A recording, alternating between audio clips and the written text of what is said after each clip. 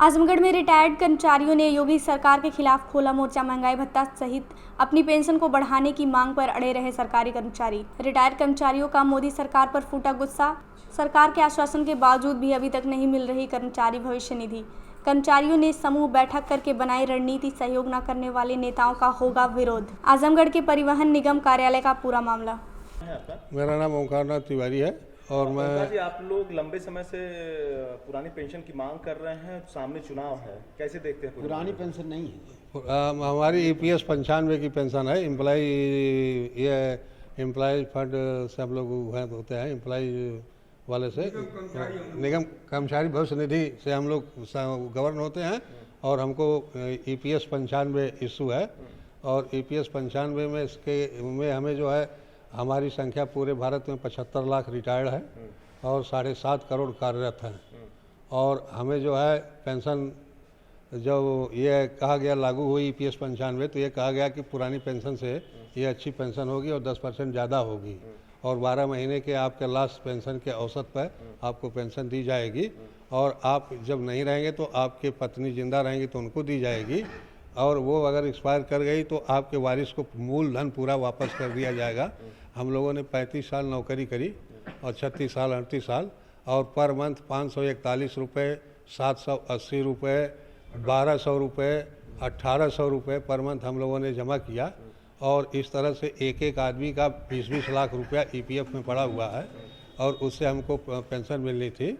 उसका 1.67% कट के पेंशन में गया है और 20 लाख पर व्यक्ति का पड़ा हुआ है। आज जब हम नौकरी करते थे तो हमको 60 से 70 हज़ार रुपये तनख्वाह मिलती थी। मैं 17 में रिटायर्ड हुआ हूँ। इस समय मुझे 2641 रुपये तनख्वाह पेंशन मिलती है और पूरा अगर वो औसत इसका निकाला जाए तो पर व्यक्ति 1171 रुपये पर मंथ पेंशन सबको मिलती है। किसी को 500, किसी को 1000, किसी को 2000, किसी को 700, 800, 3000, 3500 यही पेंशन मिल रही है। क्या मांग क्या है मुख्य रूप से? तो हमारी मांग ये है कि हमारी जो इन्होंने जब हम वेतन पा रहे थे तो 15,000 पे कटौती कर रहे थे। तो 15,000 जब हम रिटायर्ड हो गए हैं तो हमारा ये है कि उसका आधा 7500 रुपये हमें मूल दिया जाए और उस पर महंगाई दी जाए और हमें पति पत्नी को आयुष्मान से जोड़ दिया जाए या फ्री मेडिकल सुविधा दी जाए। तो आपको लगता है सरकार आपकी बातें मान लेगी? तो सरकार से हम लोगों ने ये हमारा आंदोलन 6 साल से चल रहा है विगत, जिसमें आदरणीय प्रधानमंत्री जी से हेमा मालिनी जी सांसद की अगुवाई में 2 राउंड वार्ता भी हुई। श्रम मंत्री से भी वार्ता हुई, वित्त मंत्री से भी वार्ता हुई। प्रधानमंत्री कार्यालय के जितेंद्र सिंह सचिव जो हैं उन्होंने वो पूरा तैयार भी किया और हमारी बातों से, हमारे राष्ट्रीय अध्यक्ष की बातों से प्रधानमंत्री सहमत भी हुए और उन्होंने कहा कि मैं आपका काम कर दूंगा।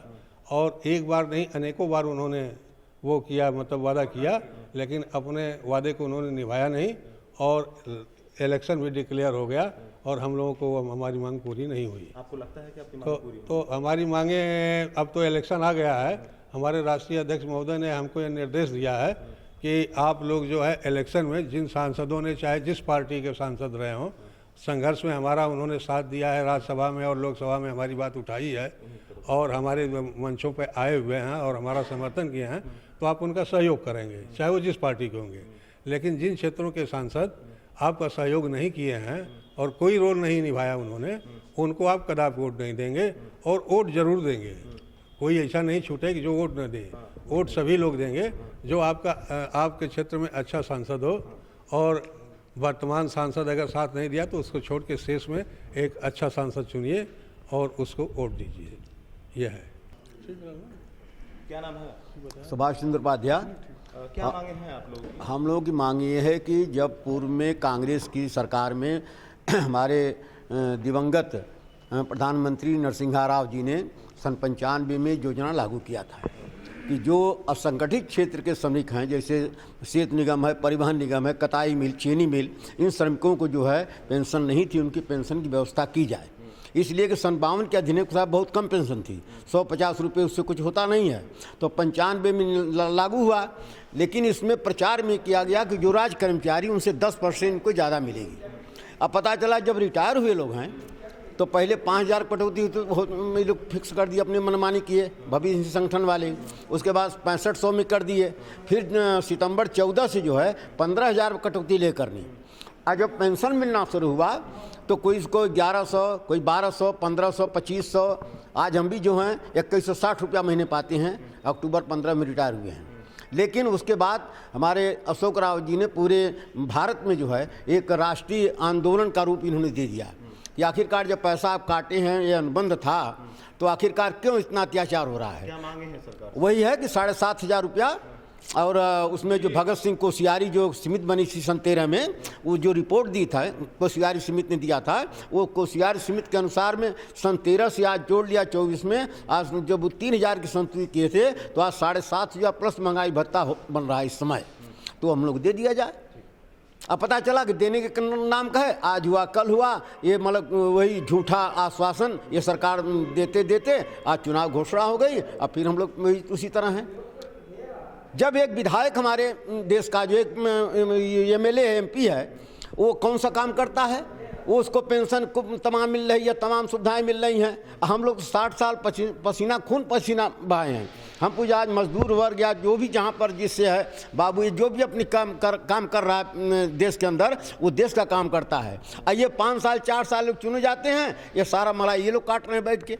कहते हैं वो तो चलता रहेगा। हाँ, अरे ये तो आज नहीं 8 साल से चल रहा हम लोग का। जैसे कि पुरानी अब फिर चलता रहेगा, फिर देखा जाएगा जो होगा, फिर और दूसरा कोई रास्ता अपनाएंगे हम लोग। क्यों कि जैसे अटल जी ने 2004 में इसको बंद किया पेंशन, तो कहा देश हित में। अरे भैया, देश हित में करना है तो आप लोग 75 मरने के दम तक आप चुनाव क्यों लड़ते हैं। हाँ, वही बात है कि विधायक बंद करिए उनको, वो देश हित नहीं है, यानी वो लोग लूटते खाते रहें, वो देश हित है। हम लोग ये मेहनत करके 60 साल अपने परिवार को सारी झोंक दिया गया, स्थिति हो गया, आज हम लोग सड़क पर आ गए। तो इसलिए यही विरोध है सरकार का, बस कहने का मतलब ये है।